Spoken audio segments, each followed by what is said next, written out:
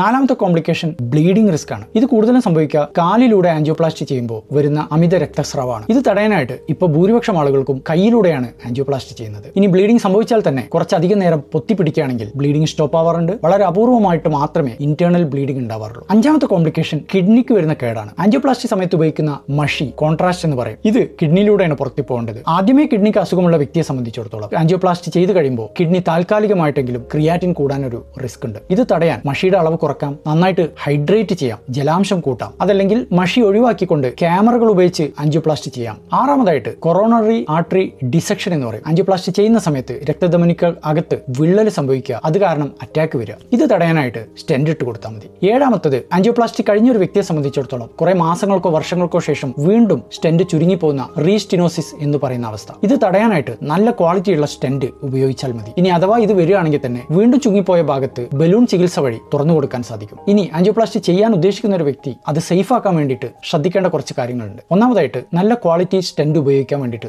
നിർബന്ധം പിടിക്കുക. രണ്ടാമതായിട്ട് പറ്റുമെങ്കിൽ കയ്യിലൂടെ ആൻജിയോപ്ലാസ്റ്റി ചെയ്യാൻ പറയാം. മൂന്നാമതായിട്ട് കിഡ്നി പ്രശ്നങ്ങളൊക്കെ ഉള്ള ഒരു വ്യക്തിയാണെങ്കിൽ പ്രത്യേകിച്ച് മഷിയുടെ അളവ് വളരെ കുറച്ച് ആൻജിയോപ്ലാസ്റ്റി ചെയ്യാനുള്ള മാർഗ്ഗങ്ങൾ അന്വേഷിക്കുക. അതല്ലെങ്കിൽ ക്യാമറ ഉപയോഗിച്ച് ആൻജിയോപ്ലാസ്റ്റി ചെയ്യുക. കൃത്യമായ അളവിൽ രക്തം കട്ടിയുറക്കുന്ന മരുന്നുകൾ, സ്റ്റാറ്റിൻ മരുന്നുകൾ, ബിപിയുടെ മരുന്നുകളൊക്കെ ഉപയോഗിക്കുക. ആൻജിയോപ്ലാസ്റ്റിയുടെ തലേ ദിവസവും അതിനുശേഷവും നന്നായിട്ട് വെള്ളം കുടിക്കുക. പക്ഷേ ഹാർട്ടിന്റെ പമ്പിംഗ് കുറഞ്ഞവർ ഡോക്ടറുടെ നിർദ്ദേശപ്രകാരം മാത്രമേ വെള്ളത്തിന്റെ അളവ് നിശ്ചയിക്കാൻ പാടുള്ളൂ. പഠനങ്ങൾ കാണിക്കുന്നത് നല്ല എക്സ്പീരിയൻസ്ഡ് ആയിട്ടുള്ള ഒരു കാർഡിയോളജിസ്റ്റിന്റെ അടുത്ത് ആൻജിയോപ്ലാസ്റ്റി ചെയ്യുകയാണെങ്കിൽ റിസ്ക് വളരെ വളരെ കുറവായിരിക്കും.